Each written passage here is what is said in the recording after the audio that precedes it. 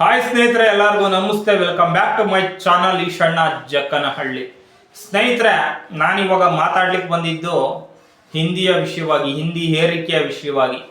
ಸ್ನೇಹಿತರೆ, ಕೆಲವರು ಹೇಳ್ತಾರೆ ಹಿಂದಿ ಯಾಕೆ ಕಲಿಬೇಕು ಅಂತಾರೆ, ಕೆಲವರು ಹೇಳ್ತಾರೆ ಹಿಂದಿ ಕಲ್ತ್ರೆ ತಪ್ಪೇನು ಅಂತಾರೆ.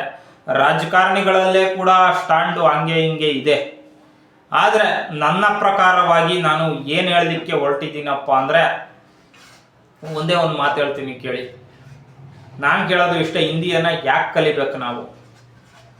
ನಮ್ಮ ಪಠ್ಯ ಪುಸ್ತಕದಲ್ಲಿ ನೀವು ತೂರಿಸ್ಬಿಟ್ಟು ಎಷ್ಟೋ ಜನ ನಮಗೆ ಹಿಂದಿಗೆ ಸಂಬಂಧನೇ ಇಲ್ಲ, ಹಿಂದಿನಲ್ಲಿ ಫೇಲ್ ಆಗಿದ್ದವನು ಜೀವನನೇ ಸ್ಪಾಯಿಲ್ ಅಲ್ಲ ರೀ. ಒಂದು ಕೆಲಸ ಮಾಡಿ, ನಮ್ಮ ಕನ್ನಡ ಭಾಷೆಯನ್ನ ನಾರ್ತ್ ಇಂಡಿಯಾದಲ್ಲಿ ಯಾವುದಾದ್ರೂ ಒಂದು ರಾಜ್ಯದಲ್ಲಿ ಇಡಿ, ಅವರು ಪಾಸ್ ಆಗ್ತಾರೇನೋ ನೋಡೋಣ. ಅವ್ರು ಫೇಲ್ ಆಗ್ತಾರಲ್ಲ, ಆವಾಗ ಅವ್ರ ಜೀವನನೂ ಕೂಡ ಸ್ಪಾಯಿಲ್ ಮಾಡಿ ನೋಡ್ತೀನಿ. ಆಗುತ್ತಾ? ಆಗಲ್ಲ. ಸ್ನೇಹಿತರೆ, ಒಂದು ಮಾತು ಹೇಳ್ತೀನಿ ಕೇಳಿ. ಈ ಒಂದು ಹಿಂದಿ ಏರಿಕೆಯ ವಿಚಾರದಲ್ಲಿ ಯಾವಾಗಲಿಂದ ಏರಿಕೆ ಆಯಿತು ಅಂತಂದರೆ 50-60ರ ದಶಕದಿಂದಲೂ ಕೂಡ ಏರಿಕೆ ಆಯಿತು. 50-60ರ ದಶಕದಲ್ಲಿ ಯಾರ್ಯಾರು ಪ್ರಧಾನಮಂತ್ರಿಗಳಾಗಿದ್ರು ಅವಾಗಲಿಂದ ಹಿಡಿದು ಇವಾಗಿನವರೆಗೂ ಹಿಂದಿ ಏರಿಕೆ. ಅವಾಗಿಂದ ಕೂಡ ತಮಿಳುನಾಡವರು ಇದನ್ನ ವಿರೋಧ ಮಾಡ್ಕೊಂಡೇ ಬಂದಿದ್ದಾರೆ, ಈಗಲೂ ಕೂಡ ವಿರೋಧಿಸ್ತಿದ್ದಾರೆ. ನಾವು ಹಿಂದಿ ಕಲಿಯಲ್ಲ, ನಾವು ತಮಿಳೇ ಕಲಿತೀವಿ ಅಂತಿದ್ದಾರೆ. ನಿಜಕ್ಕೂ ಅದು ಒಳ್ಳೆಯದು. ಸ್ವಾಭಿಮಾನಿಗಳು ಅಂತ ಹೇಳ್ಬೋದು ಅವ್ರನ್ನ ಈ ವಿಚಾರದಲ್ಲಿ. ನಮಗೆ ತಮಿಳ್ನಾಡಿಗೆ ಕಾವೇರಿ ವಾಟರ್ ವಿಷಯದಲ್ಲಿ ಸ್ವಲ್ಪ ಮನಸ್ತಾಪ ಇರಬಹುದು, ಆದರೂ ಕೂಡ ಈ ವಿಷಯದಲ್ಲಿ ಹೇಳ್ತೀನಲ್ಲ, ಅವರು ನಿಜಕ್ಕೂ ಕೂಡ ತರ ಸ್ವಾಭಿಮಾನಿಗಳು ಅಂತಲೇ ಹೇಳ್ಬೋದು. ಯಾಕೆ ನಮ್ಮವರು ಹಿಂದಿಯನ್ನು ಬಿಟ್ಕೊಂಡ್ರು? ಹಿಂದಿ ಅವಾಗಲೇ ವಿರೋಧ ಮಾಡ್ಕೊಂಬರ್ಬೇಕಿತ್ತು. ಸ್ನೇಹಿತರೆ ನೋಡಿ, ನಾನು ಕೇಳೋದೇನಪ್ಪ ಅಂದರೆ, ಅವ್ರು ಹೇಳ್ತಾರೆ ಹೆಂಗೆ ಭಾಷಾ ಸಾಮರಸ್ಯತೆ ಬೆಳಿಬೇಕು ಅನ್ನೋ ಮಾತನ್ನ ಮುನ್ನೆಲೆಗೆ ತರ್ತಾರೆ. ಆದರೆ ಭಾಷಾ ಸಾಮರಸ್ಯತೆ ಅನ್ನೋದು ಒಂದು ಕಡೆಯಿಂದ ಆದರೆ ಸಾಕಾಗಲ್ವಲ್ಲ ರೀ. ಬರೀ ಕನ್ನಡಿಗರು ಹಿಂದಿ ಕಲ್ತ್ರೆ ಸಾಕಾಗಲ್ವಲ್ಲ, ಹಿಂದಿಯವರು ಕನ್ನಡನೂ ಕಲಿಬೇಕಲ್ಲ. ಸಾಮರಸ್ಯತೆ ಅಂದರೆ ಎಲ್ಲಿ ಕಲಿತಿದ್ದಾರೆ ಹಿಂದಿಯವರು ಕನ್ನಡನ? ನಮ್ಮ ಕನ್ನಡದವರು ಕನ್ನಡ ರಾಜ್ಯೋತ್ಸವನ್ನ ಆಚರಣೆ ಮಾಡ್ತಾರೆ, ಹಿಂದಿಯವರು ಕನ್ನಡ ರಾಜ್ಯೋತ್ಸವನ್ನ ಆಚರಣೆ ಮಾಡ್ತಾರ. ಇನ್ನು ಹಿಂದಿ ದಿವಸ ಅಂತ ಹೇಳ್ಬಿಟ್ಟು ನಮ್ಮ ಮೇಲೆ ಹೇರಿಕೆ ಮಾಡ್ತಾರೆ. ಆ ಹಿಂದಿ ದಿವಸನ್ನ ಯಾವುದ್ರಲ್ಲಿ ಮಾಡ್ತಾರೆ? ಸಾರ್ವಜನಿಕರ ತೆರಿಗೆ ಹಣದಲ್ಲಿ ಮಾಡ್ತಾರೆ. ಅಲ್ಲಲ್ಲೇ ಹಿಂದಿ ಕಲಿಸ್ಲಿಕ್ಕೆ ತುಂಬಾ ದೊಡ್ಡದಾದಂತಹ ಒಂದೊಂದು ಇವನ್ನ ಬೋರ್ಡ್ಗಳನ್ನೆಲ್ಲ ಸ್ಥಾಪನೆ ಮಾಡಿದಾರಂತೆ, ಹಿಂದಿ ಬೋರ್ಡ್ ಅಂತ ಹೇಳ್ಬಿಟ್ಟು. ನಿಜಕ್ಕೂ ಕೂಡ ಕೆಲವರು ಕೇಳ್ತಾರೆ, ಏನಪ್ಪ ನೀನು ಹಿಂದಿಗೆ ಮಾತ್ರ ವಿರೋಧ ಮಾಡ್ತೀಯ, ಇಂಗ್ಲಿಷ್ಗೆ ಯಾಕೆ ವಿರೋಧ ಮಾಡಲ್ಲ ಅಂತ. ನೋಡಿ, ಇಂಗ್ಲಿಷ್ ಅನ್ನೋದು ಅನ್ನ ಕೊಡೋ ಭಾಷೆ. ನೀವು ಹೇಳ್ತೀರಲ್ಲ, ಉತ್ತರ ಭಾರತದ UP MP ಅಲ್ಲೆಲ್ಲ ಹಿಂದಿ ಇಂಗ್ಲಿಷ್ ಅಷ್ಟೇ ಕಲಿತಾರೆ. ನಾವ್ಯಾಕೆ ಇಲ್ಲಿ ಕನ್ನಡ ಹಿಂದಿ ಇಂಗ್ಲಿಷ್ 3 ಭಾಷೆ ಕಲಿಬೇಕು? ನಾವು ಕೂಡ ನಮ್ಮ ಭಾಷೆ ಕನ್ನಡ ನಾವು ಬಿಟ್ಕೊಡಕ್ಕಾಗಲ್ಲ. ಕನ್ನಡ ಇಂಗ್ಲಿಷ್ ಎರಡನೇ ಕಲ್ತ್ಕೋತೀವಿ ಬಿಡಿ. ದ್ವಿಭಾಷಾ ಸೂತ್ರ ಇರಲಿ, ಒಂದು ನನ್ನ ಮಾತೃಭಾಷೆ, ಇನ್ನೊಂದು ವ್ಯಾವಹಾರಿಕ ಭಾಷೆ, ಸಾಕು. ತ್ರಿಭಾಷಾ ಸೂತ್ರ ಯಾಕೆ ಬೇಕು? ಆಯ್ತು, ತ್ರಿಭಾಷಾ ಸೂತ್ರ ಮಾಡೋದಾದ್ರೆ ಉತ್ತರ ಪ್ರದೇಶದಲ್ಲಿ ಮಾಡಿ, ನಮ್ಮ ಕನ್ನಡವನ್ನ ಅಲ್ಲಿಡಿ. ಬರೀ ಉತ್ತರ ಪ್ರದೇಶ ಅಂತಲೇ ಅಲ್ಲ, ನಾನು ಹೇಳ್ತಾ ಇರೋದು ಈಗ ದಕ್ಷಿಣ ಭಾರತದ ರಾಜ್ಯಗಳ ಭಾಷೆಗಳಾದಂತಹ ಕನ್ನಡ, ತಮಿಳು, ತೆಲುಗು. ಕನ್ನಡನ ಉತ್ತರ ಪ್ರದೇಶದಲ್ಲಿಡಿ, ತಮಿಳನ್ನ ಮಧ್ಯಪ್ರದೇಶದಲ್ಲಿಡಿ, ತೆಲುಗನ್ನ ಇನ್ನೊಂದು ಸ್ಟೇಟಲ್ಲಿಡಿ. ಆ ಥರ ನಮ್ಮ ದಕ್ಷಿಣ ಭಾರತದ ರಾಜ್ಯಗಳ ಭಾಷೆಗಳನ್ನು ಕೂಡ ಅಲ್ಲಿ ಇಡ್ರಿ. ಭಾಷಾ ಸಾಮರಸ್ಯತೆ ಆ ರೀತಿ ಅಲ್ವಾ ಬೆಳೆಯೋದು. ಆಮೇಲೆ ಇನ್ನೊಂದೇನಪ್ಪ ಅತಿ ದೊಡ್ಡ ಸುಳ್ಳು ನಮ್ಗಳಿಗೆ ಹೇಳ್ಕೊಂಬಂದಿದ್ದು ಅಂದರೆ, ಹಿಂದಿ ರಾಷ್ಟ್ರೀಯ ಭಾಷೆ, ಹಿಂದಿಯನ್ನ ಕಲಿಲೇಬೇಕು ಹಂಗೆ ಹಿಂಗೆ ಅಂತ ಹೇಳಿ. 2010ರಲ್ಲಿ ಅಹಮದಾಬಾದ್ ಹೈಕೋರ್ಟ್ ತುಂಬಾ ಸ್ಪಷ್ಟವಾಗಿ ಹೇಳಿದೆ, Hindi is not A national language. Hindi is the official language of the central government ಅಂತ ಹೇಳಿದ್ದಾರೆ. ಕೇಂದ್ರ ಸರ್ಕಾರದ ಅಧಿಕೃತ ಭಾಷೆ ಅದು. ಕೇಂದ್ರ ಸರ್ಕಾರದ ಆಡಳಿತ ಭಾಷೆ, ಅಧಿಕೃತ ಭಾಷೆ ಅಲ್ಲ. ಹೀಗಾಗಿ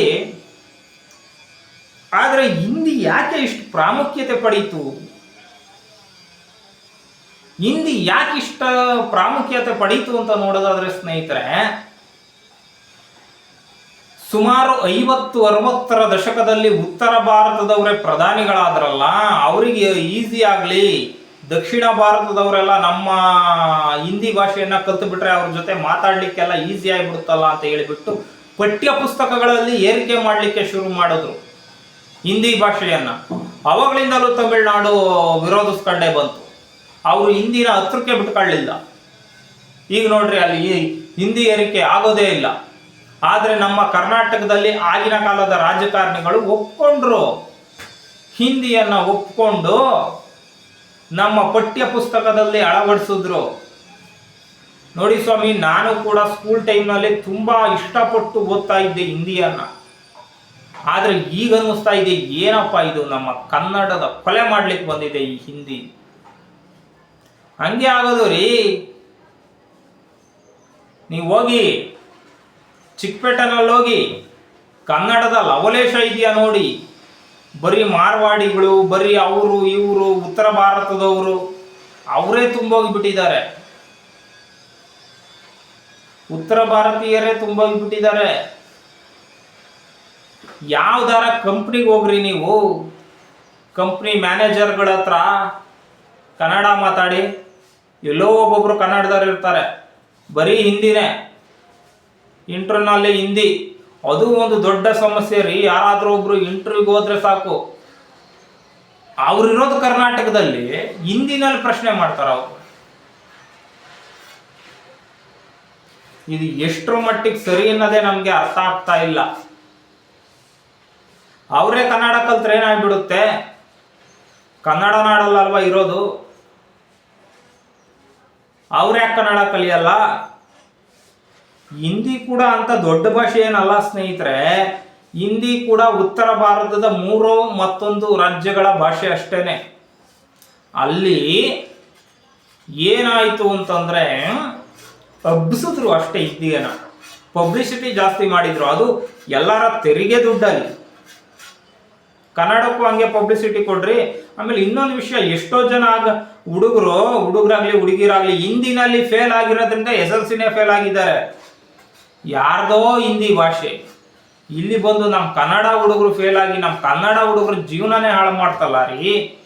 ಒಂದು ಕೆಲಸ ಮಾಡಿ, ಉತ್ತರ ಪ್ರದೇಶಕ್ಕೋ ಮಧ್ಯಪ್ರದೇಶಕ್ಕೋ ನಮ್ಮ ಕನ್ನಡ ಇಡ್ರಿ, ಅಲ್ಲಿ ಹುಡುಗರು ಕನ್ನಡ ಪರೀಕ್ಷೆಯಲ್ಲಿ ಪಾಸ್ ಆಗ್ತಾರೇನಾ ನೋಡಿ. ಪಾಸ್ ಆಗ್ತಾರೇನಾ ನೋಡಿ. ಫೇಲ್ ಆದಾಗ ಅವ್ರನ್ನು ಫೇಲ್ ಅಂತ ಅನೌನ್ಸ್ ಮಾಡಿ, ಗೊತ್ತಾಗುತ್ತೆ ಅವಾಗ ಅದ್ರ ಕಷ್ಟ ಏನು ಅಂತ.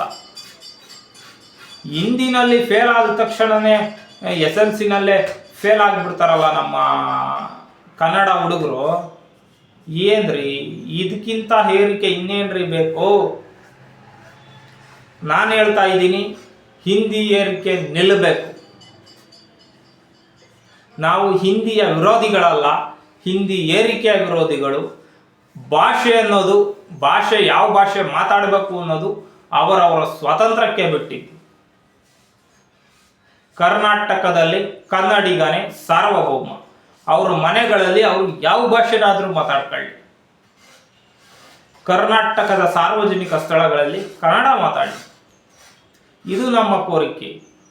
ಮತ್ತೆ ಉತ್ತರ ಭಾರತದಲ್ಲೂ ಕೂಡ ಹಲವಾರು ಸ್ಥಳೀಯ ಭಾಷೆಗಳನ್ನ ನುಂಗ್ಯಾಕ್ಬಿಟ್ಟಿದೆ ಈ ಹಿಂದಿ ಅನ್ನೋದು. ನಿಜಕ್ಕೂ ಅಲ್ಲಿ ಒಂದು ಇದಿತ್ತು, ಅಲ್ಲಿ ತುಂಬಾ ಭಾಷೆಗಳಿದಾವೆ. ಒರಿಸ್ಸಾ ಮತ್ತೆ ಜಾರ್ಖಂಡ್ ಅಲ್ಲೆಲ್ಲ ಹೋದ್ರೆ ಸಂತಾಲಿ ಭಾಷೆ ಇದೆ, ಕುಮೌನಿ, ಗಡ್ವಾಲಿ, ಭೋಜ್ಪುರಿ, ತುಂಬಾ ಭಾಷೆಗಳಿದಾವೆ ಸ್ನೇಹಿತರೆ. ನೇಪಾಳಿ, ತುಂಬಾ ಭಾಷೆಗಳ ಭಾಷಿಕರು. ಮಾತೃಭಾಷೆ ಹಿಂದಿ ಅಲ್ಲವೇ ಅಲ್ಲ. ಉತ್ತರ ಭಾರತದಲ್ಲೂ ಕೂಡ ಗುಜರಾತಲ್ಲಿ ಗುಜರಾತಿ, ಪಂಜಾಬಲ್ಲಿ ಪಂಜಾಬಿ, ಕಾಶ್ಮೀರದಲ್ಲಿ ಕಾಶ್ಮೀರಿ, ಈ ರೀತಿ ಎಲ್ಲ ಇದೆ. ಕರ್ನಾಟಕದಲ್ಲಿ ಕನ್ನಡ. ಈ ರೀತಿಯಾಗೆಲ್ಲ ಇದ್ದ ಮೇಲೆ ಯಾಕೆ ನೀವು ಹಿಂದಿಯನ್ನೇ ಇಷ್ಟಿದ್ ಮಾಡ್ತೀರಾ? ಕನ್ನಡ ಮಾಡಿ ಅಂತ ಕನ್ನಡಿಗನಾಗಿ ನಾನು ಹೇಳ್ತೀನಿ. ಸ್ನೇಹಿತರೆ, ಇದನ್ನ ನಾವುಗಳು ವಿರೋಧ ಮಾಡ್ಕೊಂಡ್ ಬರದೇ ಹೋದ್ರಿ ನಿಜಕ್ಕೂ ಕೂಡ ಇದು ಮುಂದೊಂದು ದಿನ ದೊಡ್ಡ ತಲೆನೋವಾಗುತ್ತೆ. ಆಮೇಲೆ ಇನ್ನೂ ಒಂದು ಮಾತು ಕೇಳಬಹುದು ನೀನು ಹಿಂದಿಯನ್ನು ವಿರೋಧಿಸ್ತೀಯ, ಇಂಗ್ಲೀಷ್ ಯಾಕೆ ವಿರೋಧಿಸಲ್ಲ? ಹಿಂದಿನ ವಿರೋಧಿಸ್ತಿಲ್ಲ ಸ್ವಾಮಿ, ಹಿಂದಿ ಏರಿಕೆಯನ್ನು ವಿರೋಧಿಸ್ತಾ ಇದ್ದೀನಿ. ಇಂಗ್ಲೀಷ್ ಯಾಕೆ ಬೇಕು ಅಂದರೆ ಅನ್ನ ಕೊಡೋ ಭಾಷೆ ಕಂಡ್ರೆ ಇಂಗ್ಲೀಷು. ಹಿಂದಿ ಯಾವ ಅನ್ನ ಕೊಡುತ್ತೆ? ಹಿಂದಿ ಯಾವ ಅನ್ನ ಕೊಡುತ್ತೆ ರೀ? ಇಂಗ್ಲೀಷ್ ಕೊಡುತ್ತೆ ಅನ್ನ.